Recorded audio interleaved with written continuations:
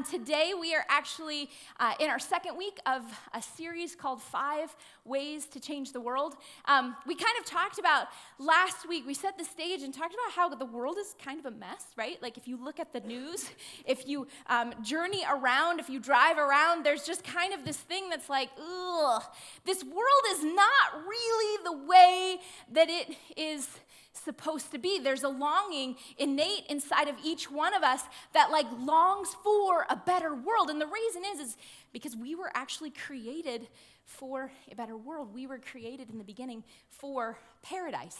We were created for a place of peace and justice and love and connection with each other and with our Heavenly Father. And sin entered the world, and it kind of messed everything up. It corrupted all the stuff. This place became this evil and this broken world. And yet we still long for a better world. And God refused to leave the world that way. So he left this promise when sin first entered the world. And he said, hey, I'm going to send somebody. He's going to be the snake crusher. And he's going to come and end evil. He's going to crush the head of the snake. And that was Jesus, which, by the way, I was rethinking about what we talked about last week, and I was thinking about that snake crusher concept, and I was like, how awesome of a wrestling name is that? Like, it's the Rock versus the snake crusher. Like, that is good.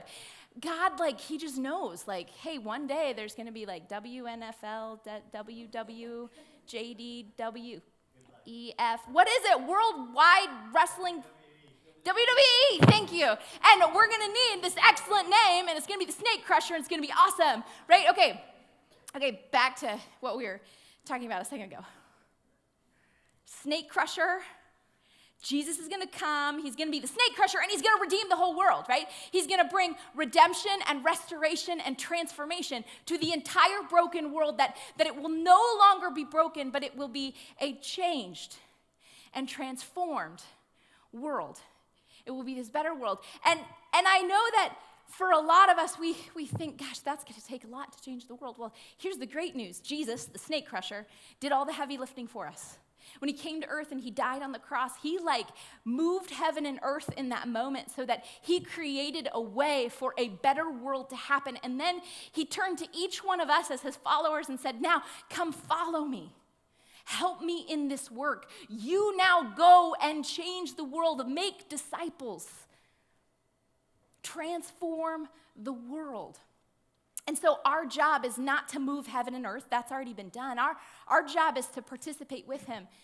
And one way you could talk about the way that we participate in this world-changing event is we have these small 5 ways of engaging in the world: to pray, give, invite, mentor, and servant. And that's really what we've been talking about. How do we engage in these 5 ways? Pray, give, invite, mentor, and serve. And how do these 5 small, simple acts, when embedded in our daily rhythms of life, how do they actually change the world?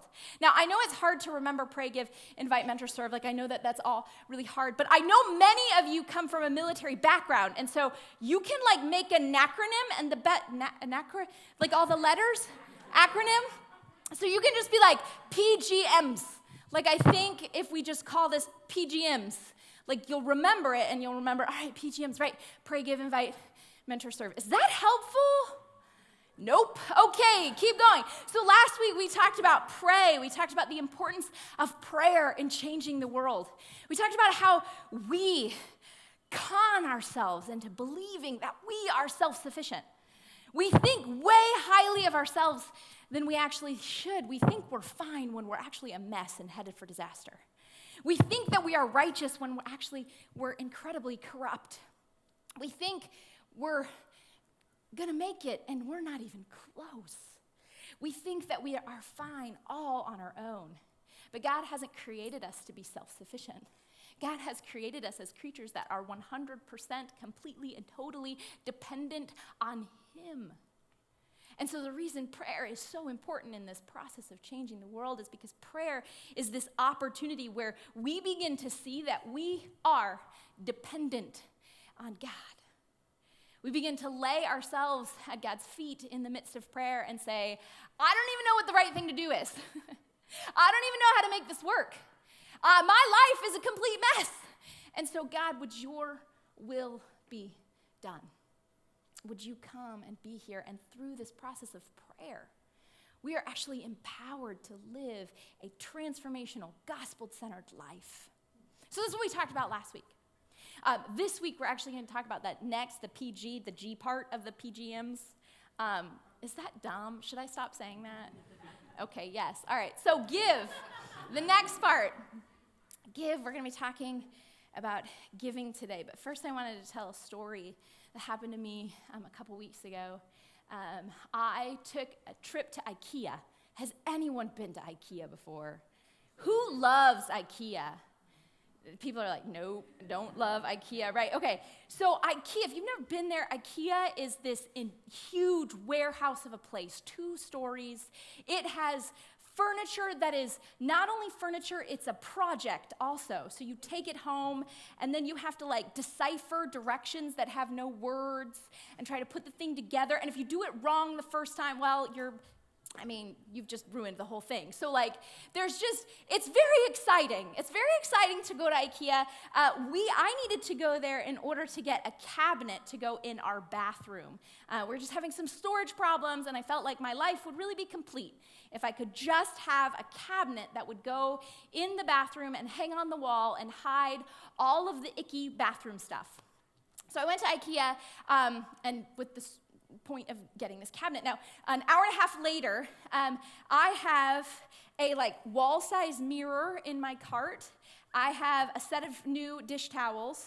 I have a package of frozen meatballs, and I have a compost bin, new compost bin, and new trash cans, all in my cart. You know what's not there? The bathroom cabinet. Still not there after an hour and a half, because in the midst of all the glitz and glam of this story of the weaving maze, which you have to push your cart like this, I totally got sidetracked. Got completely sidetracked in the midst of trying to be on mission to find this bathroom cabinet. And I got distracted with all of these other things. Now, I'm sure that maybe your story isn't IKEA, but maybe your story is Target or the grocery store or Home Depot, right? All of us get distracted. We have a specific mission and a specific list, and as we're going after that thing, we see all this other stuff that we want to go after, right? Well, this doesn't just happen in the store. This happens in our whole lives. We know what the mission is a lot of times, and we get sidetracked. See, when the process is, and when our mission is to change the world, when our mission is to see the world become the version of it that God wants, a version of peace and justice, a version of love and hope and redemption and reconciliation and transformation, when that is the mission, we're like, yes, God, I want to go after that mission. And then all of a sudden we get sidetracked with this other mission, this other version of a better world. And typically that version of the better world that is so shiny to us involves us at the very center, where all the things lead to us. All the possessions, all of the material goods come to us in this version of our own justice. We oftentimes lay down God's version of this better world, and we start seeking after our own. We start looking for how we can have more money and more cars and more things that are about us and more glory and fame for ourselves. And the reality is nothing about stuff is wrong. There is nothing wrong with having a car and having a nice house or having good clothes. Nothing is wrong with any of those things. The problem comes that when we are pursuing those things and we forget God's version of the better world. The problem comes when we lay down God's version of a changed world. God's version of justice and peace and reconciliation and redemption for our version of the better world, a version that is solely based on ourselves. Now, sometimes we find ourselves in a position where we're willing to pursue God's version of justice and peace and reconciliation and all those good things, as long as it doesn't require us to give up too much of our version of a better world. As long as I don't have to give up too much of that stuff, I'm fine with God's version. But when they come in conflict, then we start to ask ourselves this question. We ask ourselves, well, how much of my stuff do I have to give in order to see God's version of the world? How much of my stuff do I have to let go of in order for it to be enough to make change happen? And that is a totally fair question. It's the wrong question, but it's a fair question. And the reason I say it's the wrong question is because there's a foundational error in that question. How much of my stuff do I have to give? Now, the psalmist who wrote, there were many writers who wrote the book of Psalms, so we don't know who all of them were, and so we refer to them as the psalmist. And the psalmist wrote a particular psalm in chapter 24. And he says this. He says, "The earth is the Lord's and everything in it, the world and all who live in it. For he founded it on the seas and established it on the waters. The earth is the Lord's and everything in it." You see, we often operate with this foundational error that we believe that our stuff is really ours, that our car and our money and our house and our clothes and our life, that it belongs to us. But God is the creator of all things. He created the earth. He set up the systems for production to even be possible. He put breath in each one of our lungs. He created our bodies so that they would function and sustain us. Everything is created by God. And as a result, God is the owner of all of these things. All of these things, all of the earth belongs to God. And we have been chosen to be the temporary stewards of those things. And to use the things that come our way, to use the things that we have been given, to make the owner's directives happen. So we are given these material things so that temporarily, so that we can use them in a way that God, the owner, actually desires them to be used. Now, I know that talking about money and possessions makes some people feel uncomfortable. And I totally get that. It can be a really, really uncomfortable topic. The problem is that Jesus is okay with that because Jesus talks about money and possessions a lot. More than any other topic, he talks about money and possessions and the way that we use those possessions. He actually tells 38 parables through the Bible that we have access to, and 16 of them are about how we use money and how we use possessions. If you look at the 4 Gospels, Matthew, Mark, Luke, and John, which tell the 4 accounts of Jesus' life here on earth, 1 out of every 10 verses is about money or possessions. That's 288 verses. If you look at the whole Bible, faith and prayer are talked about together. They're talked about less than 1,000 times, so about 800 times. There's 800 verses about faith and prayer, but there are over 2,000 verses about how we use money and possessions. And it's not because Jesus is like, hey, possessions are bad. You shouldn't own anything. We all need to become monks. That's actually not it at all. Instead, Jesus recognizes the incredible power that money and possessions have over us as human beings. He recognizes that money and possessions can actually be this amazing tool to work to the advantage of seeing the change of the world, but it can also be a tool that binds us and gets us stuck in pursuing our own version of justice in this world. And so that's why Jesus talks about it so much. He doesn't want us to get trapped. He doesn't want us to get stuck. He wants us to be free. He wants us to use them so that we can advance the kingdom, so that we can see heaven come down to earth. And so that's why he talks about them so much. And Jesus actually tells this one parable about a man who forgot that all things come from God. Like so many of us, he just assumed that since it was his, since it came his way, It was his to use for his benefit and his own glory.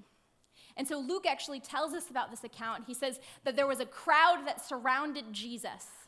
And while this crowd was surrounding Jesus, this man comes up to him and he says this to Jesus. He says, "Teacher, tell my brother to divide the inheritance with me." Now Jesus replied, "Man, who appointed me a judge or an arbitrator between you?" Now, this is a really interesting passage because what we don't understand, because we are these 21st century readers, is that probably the context of what had happened was that this young man's father had died without a will. And the law said that the estate would be divided between these two brothers, but only after the older brother consented. Only after the older brother said, "Yes, I will give half of the estate to my younger brother." Now, if you have a great older brother, no problem. However, this account seems to be the younger brother coming and saying, "Jesus, my older brother will not agree to dividing the estate. He won't agree to it." Now, this is wrong. The older brother is being greedy, but what's interesting is that Jesus doesn't actually get involved. He says "man," and that's not Jesus oftentimes uses this phrase. He says "friend" when he loves somebody, and he uses "man" when he's like, "Dude, you're being ridiculous," right? Jesus is calling him a dude and saying, "Why are you getting me involved in this whole thing?" Now, the reason Jesus responds this way is because when the younger brother comes to Jesus to say "Hey, fix this," he doesn't come to Jesus and say, "Hey, Jesus, there is an argument between me and my older brother, and it's tearing our relationship apart. And we're really trying to work through it and figure out so we can be reconciled once again. We want to have a good relationship. We want to fix this divide that has happened. And so will you listen to my brother's side of the story? Will you come and listen to my side of the story? And will you help us put this aside so that we can move forward?" Now, my children come to me when there's an argument and they say things like that. But this brother, thank you got that, good. They don't do that. This brother doesn't do that. He just comes and he's like, "Jesus, tell my brother to do what I want him to do." What the brother is asking, and he's saying I don't really care about reconciliation. I don't care about whatever Jesus' version of the new changed world is. What I want is my version of justice. I want more stuff. I want myself in the middle. I want what my version of the good world, better world is. So Jesus, make it happen. And it's because that's the point that Jesus says, no. I'm not going to get involved with that because Jesus is there to bring a world of reconciliation. Jesus is there to bring a world of justice, not some sort of skewed version of justice that we just want more and more and more. And so Jesus says, no, I'm not going to engage in that because if I do, I'm just going to bring more division. Your heart is not in a place where you actually will be reconciled once I make a decision. Once I tell your brother, it's not going to fix the relationship between you. And there are things that are bigger than money. There are things that are bigger than possessions. So I'm not going to get involved with that if we can't talk about the relationship that's happening between you and your brother. And so Jesus steps out of it. And then he says this thing. He says, "Watch out. Be on your guard against all kinds of greed. Life does not consist in an abundance of possessions." And what Jesus is saying here is that listen, life isn't fulfilled by having more stuff. There are things that are greater in life than just the acquiring and the acquisition of possessions. There's bigger stuff going on here. And so we need to pay attention to those bigger things. There's more to life. Now, Jesus isn't, for a second, let's pause. Jesus isn't speaking against having possessions, right? We get that. Jesus is not speaking against having your basic needs met. He's not speaking against having personal property. In fact, throughout Scripture, we can see that those things are good.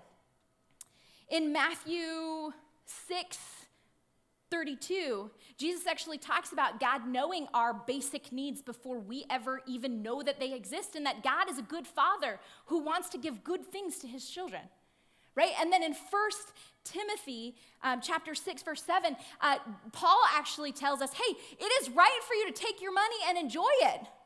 It is fine to enjoy the things of life. So we're not talking about being paupers.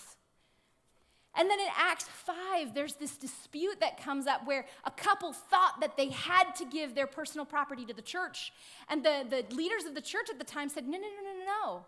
Don't just assume that you can keep your property. That's fine. So we see that Jesus isn't speaking against basic needs. He's not speaking against our property. What he's saying is he's giving us a warning. He's giving us a warning against living a life where the goal of that life is the acquisition of more things for our personal use. He's saying life is about so much more than that. And so he begins to tell this parable. He says, the ground of a certain rich man yielded an abundant harvest. He thought to himself, what shall I do? I have no place to store my crops. Now, look at this for a second. Jesus starts the story and he says that this man is already rich. He's already rich. He's already got more than enough. And then he gets this abundant harvest. He says, what should I do? No place to store my crops. Now, this guy actually fell into the same lie that we often think, where we somehow had something to do with the abundant harvest that comes to us, right? And the original hearers would have caught this because most of them were probably farmers or land workers, and they had been through plenty of bountiful harvests and famine. And they know that even a skilled farmer, even somebody who knows what they're doing, still falls subject to like the uncontrollable forces of weather and soil conditions and migration of insects and animals. There's all sorts of things that you can't control. And so if this farmer was to receive a bountiful harvest, it means that at some point it has to do with the God who is in control of the uncontrollable forces. Now, most of us, we don't work outside jobs. There may be a few farmers, a few people who work outside jobs, but I would say most of us, if all, don't work ground. We work inside jobs. And so it's really easy to think that we are in control of the things that we do, that all of our stuff has to do with, anything that we produce has to do with our own skill and our own labor and our own hard work. But that's not true. The favor of a boss is as capricious as weather. And the ability or willingness of employees to follow your lead and respect you is as uncertain as the migration of insects. And like your ability to be at the right place and time to receive an education and have access to an education and have access to learn skills and trade and to have access to a networking system where somebody can say, hey, give this person a job. All of that is as unpredictable as soil conditions. Like you can influence every single one of those things, but you cannot control them. And so just like the farmer, that his production had everything to do with a God who blessed him. Our production, anything we produce, has everything to do with a God who blesses us. And the original hearers would have paid attention to that. They would have recognized that this guy isn't acknowledging God as the person who is providing for him. The farmer forgets that his wealth and his harvest are not just because of his skill, but a God who favors him and blesses him. And so he asks himself, what am I supposed to do with my crops? What am I supposed to do with all this wonderful thing that I have produced? And what's interesting is he talks to himself. He asks himself this question, what am I supposed to do? Now, for us, it's completely normal to have a personal conversation with ourselves about our finances. Generally, in our culture, we don't talk about money with other people. It's impolite dinner conversation. We make our financial decisions mostly by ourselves. We don't let other people in. And if we do, we expect that they are just going to agree with us. Yes, that's a great investment. So good, right? we just we don't expect there to be sort of a, hey, maybe that's not a good idea. We just kind of expect they're going to go along with it. We don't talk about these things. But in the original hearer, they, in the Middle East culture, they would have been like, what is he doing? What a fool that he wouldn't consult anybody else. This is an important financial conversation that doesn't just affect him, it affects his family and his neighbors and his friends and the entire community. They would have heard he's talking to himself and thought, what a fool. What a foolish thing that he believes that this only affects himself. And they would have also heard it and they would have had pity on him and been filled with sadness because in all of his wealth, it led to his complete and total isolation. And so without consulting, he says, this is what I'll do. I'll tear down my barns and I'll build bigger ones. And there I will store my surplus of grain. And I'll say to myself, you have plenty of grain laid up for many years. Take life easy, eat, drink, and be merry. And so this is his solution, to keep all of it, to tear down the small barns and build a bigger one. There's no foundation that God is the owner. There's no conviction that he's the temporary steward and he needs to use it for God, the owner's purposes. He just says, it's my grain and it's my crop and it's my barn and it's my storage. It came to me and so it's mine. He believes that all of this is for him to create his version of a better world. His understanding of a better life that has him at the very center. And so he says, I'm going to be filled and I'm just going to relax.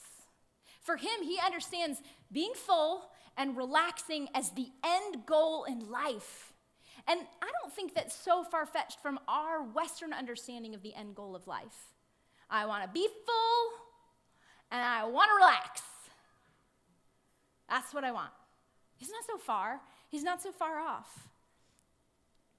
He mistakenly thinks that food and drink is the thing that satisfies, that material possessions are the things that satisfy. Now, if he wants to live in an animalistic level, where the greatest pleasure in life is just food and drink and I'm good, then he can choose to do that. But what he forgets is that he is a man that is created in the image of God.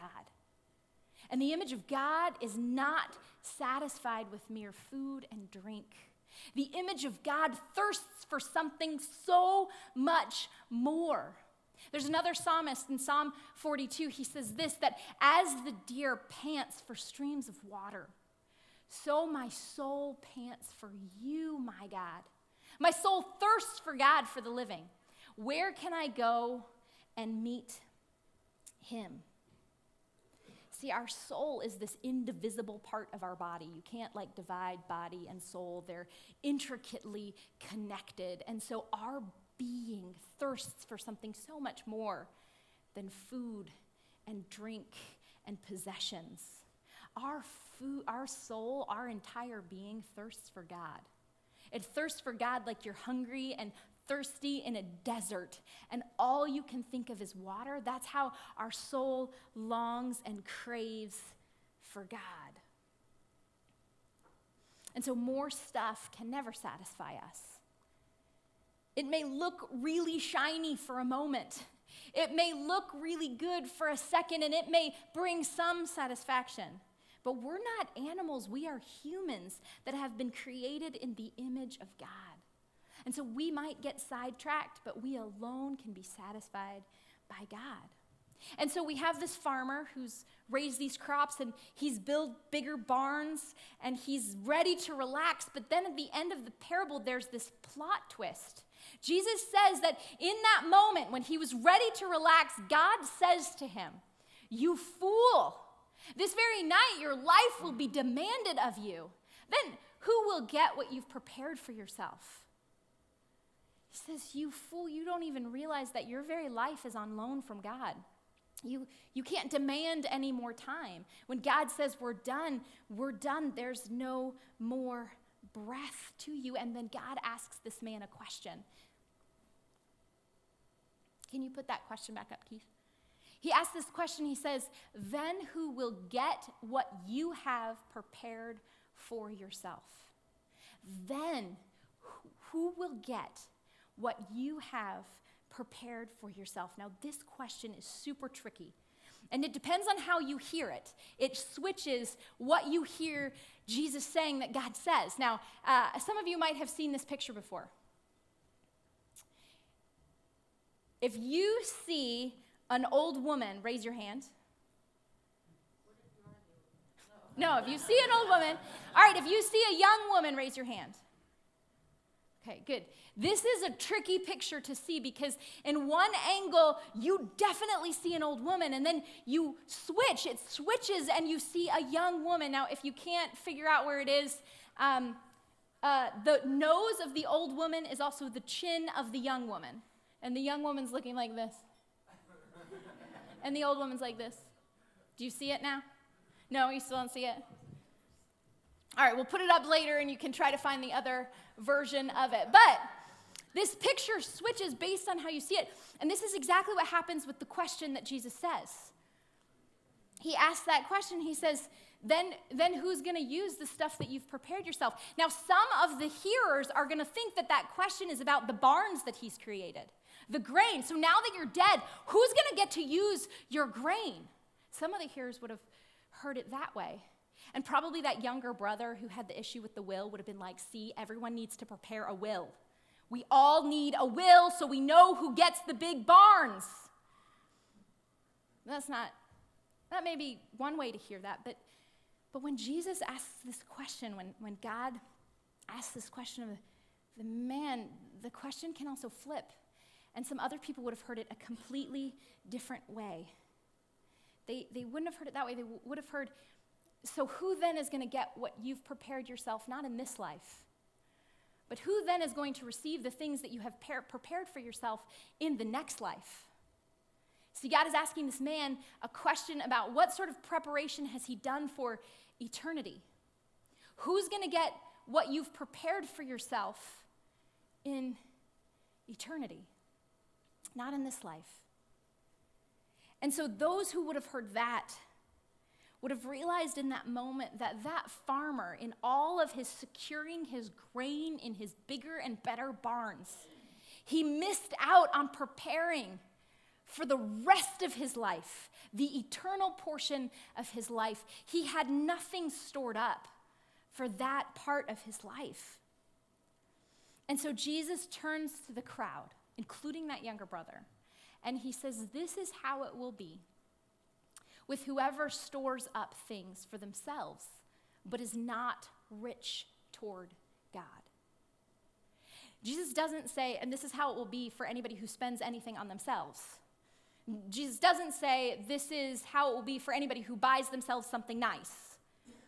Jesus says, this is how it will be for whoever who stores up things for themselves, for their sole purpose and their sole use, but is not rich toward God, who's paid no attention to what it means to acquire wealth in God's understanding, God's economy of wealth. So what does that mean to be rich towards God? Well, in 2 Corinthians chapter 8, verse 9, Paul, the writer of that book, says this. He says, for you know the grace of our Lord Jesus Christ, that though he was rich, although he dwelled in heavenly glory, although he sat up in heaven, and I've talked about before, I believe that there is a Chick-fil-A buffet with the milkshake machine at the end of it, although Jesus was rich in all of those things up in heaven, for your sake he became poor. He laid down the glories of heaven, and he came to earth so that you, through his poverty, might become rich. And the rich that Jesus offers, the rich towards God that Jesus offers, is not a monetary wealth. It's not a possessional wealth. Instead, the rich that Jesus offers is that we would have an abundant life, that we would have a satisfied life, that as the deer panteth for the water, we would be completely satisfied, that we would be connected to God, that we would be alive both in this life and the life to come, that we would be so filled that we would thirst for nothing more. Without Jesus, there is no satisfaction. There is no life. We can pursue lots of things and we can grab at straws and we can temporarily fill ourselves with food and drink, but ultimately, satisfaction comes in Jesus alone. He is the one who gives us great riches that last all eternity.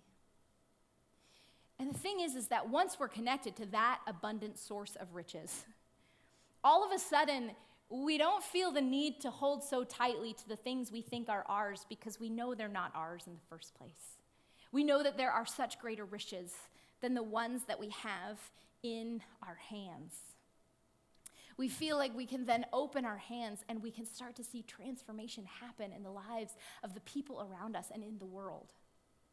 Now, I know that some of you have been a part of a thing that we've done here, a thing that we've hosted here called the Swap. And we've had two of them. We did one in last March and we did one in August. And basically, the Swap is this opportunity for you to go through your house and find what you don't need. Not what's trash, not your old underwear with holes in it. Good stuff that you don't need. And to bring it to this place where everybody else has brought their stuff and take stuff. Let people take stuff, not for sale, not for a price, no strings attached. Just take what you need for free. Because there's this thing about giving that changes things, right? Now, the reason that we're going to do another swap in March, coming up in March, which you'll hear more about in a little bit, but the first time I was ever a part of a swap, my sister had told me about it. And I thought it sounded absolutely ridiculous. Wait, you just get to go and you take whatever you want? So I imagined this thing. She had a group of moms that all did this together. There were about 30 of them that just brought whatever they needed and they put it throughout the yard and you just picked through and you found stuff. Now, the way that I envisioned this was that when we got there, I was gonna have to be ready. Because there was gonna be some good stuff and there was gonna be trash. I was gonna need to throw some elbows in order to get at the good stuff.